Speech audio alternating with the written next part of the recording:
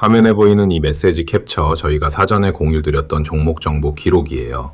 이 기록을 먼저 받아보신 분들은 차분히 대응 타이밍을 잡으실 수 있었습니다. 오늘 처음 들어오신 분들도 계실 텐데요.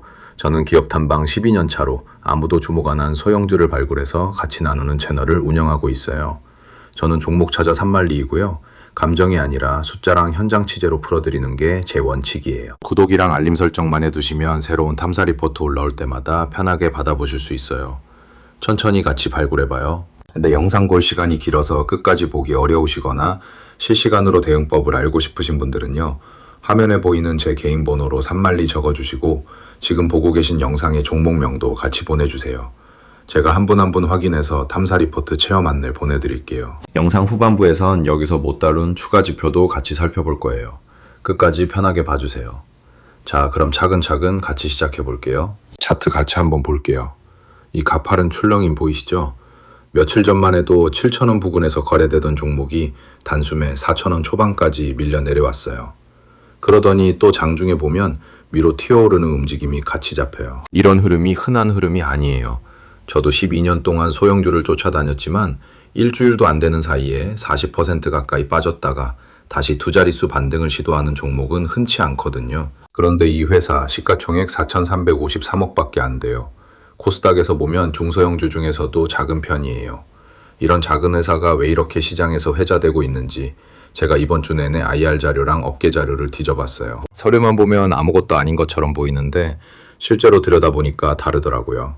광통신 모듈, 그것도 국내에서 손에 꼽히는 기술력을 가진 회사였습니다. 저는 이론만 설명드리는 게 아니라 직접 매매하면서 검증해 가고 있어요. 화면에 보이는 이 계좌가 제가 실제로 돈을 넣고 운용하는 계좌입니다.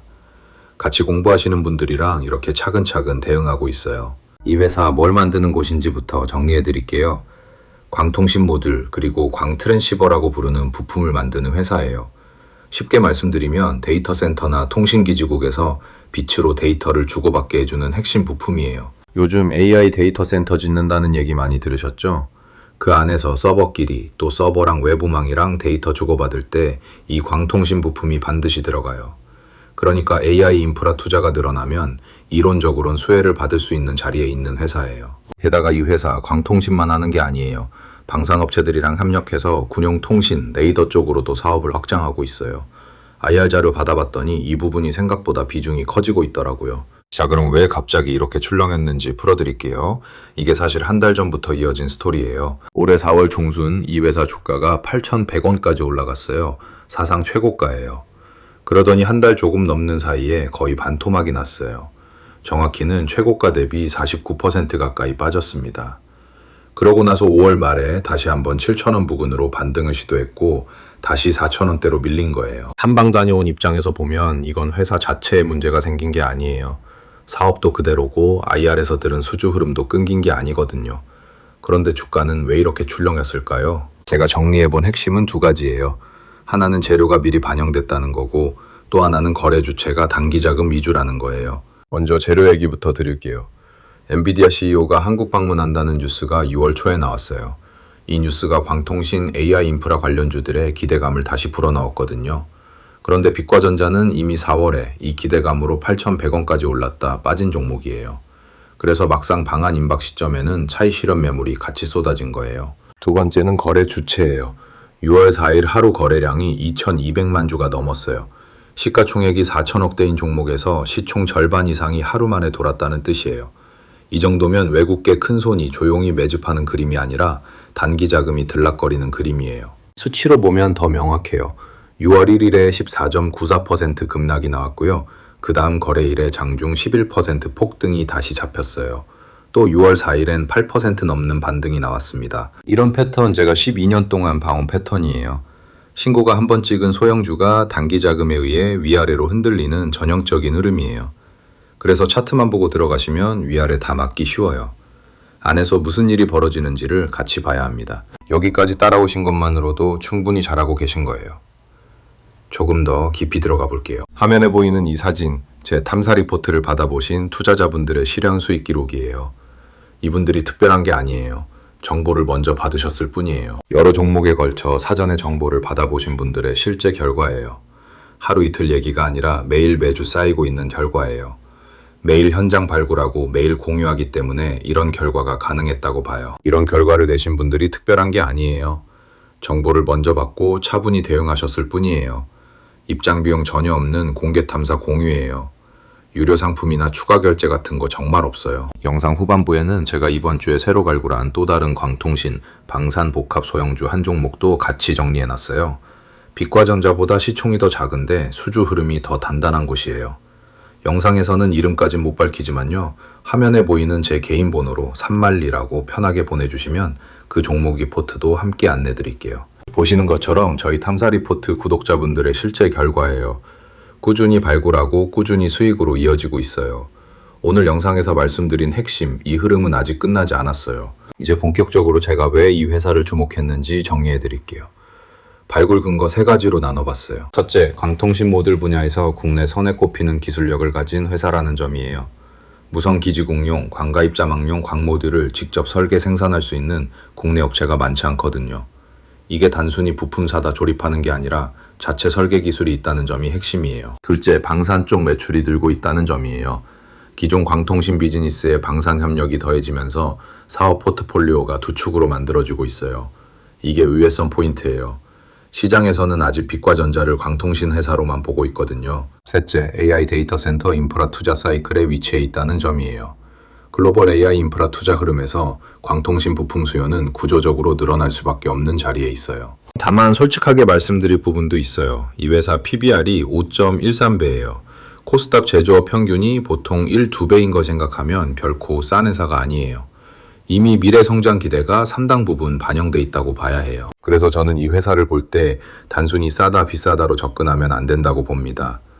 향후 2, 3분기 안에 실제 수주 공시가 나오는지, 방산 매출 비중이 얼마나 커지는지 이 2가지가 분수령이라고 봐요. 향후 3개월을 놓고 시나리오를 3가지로 나눠봤어요. 첫째 시나리오는 AI 데이터 센터 대형 수주가 나오는 경우예요.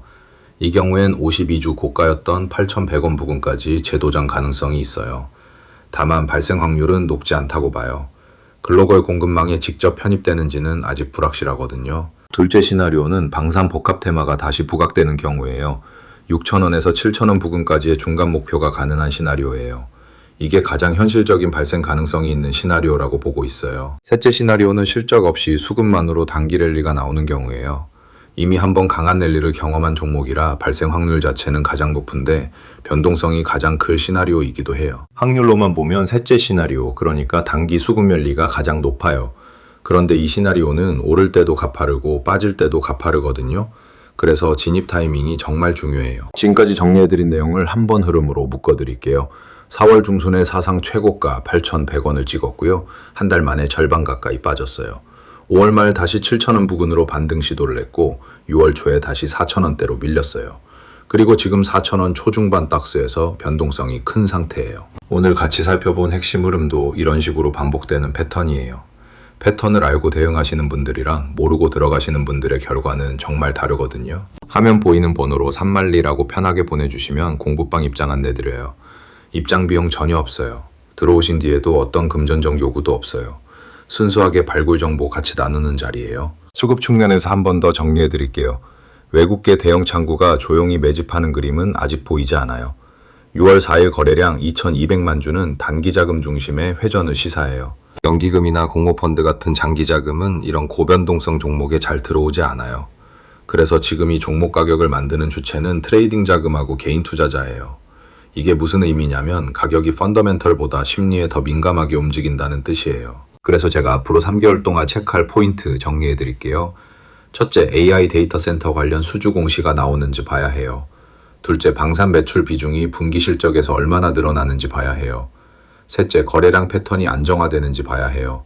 단기 자금 회전이 멈추고 누적 매집 흐름이 나오는지가 중요해요. 이 3가지 중에 하나라도 확인되면 추세적인 상승이 다시 나올 수 있다고 봐요.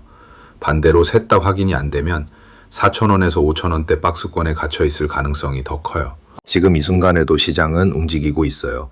빛과전자뿐 아니라 광통신, 방산, 복합 소형주들이 같이 흔들리고 있거든요.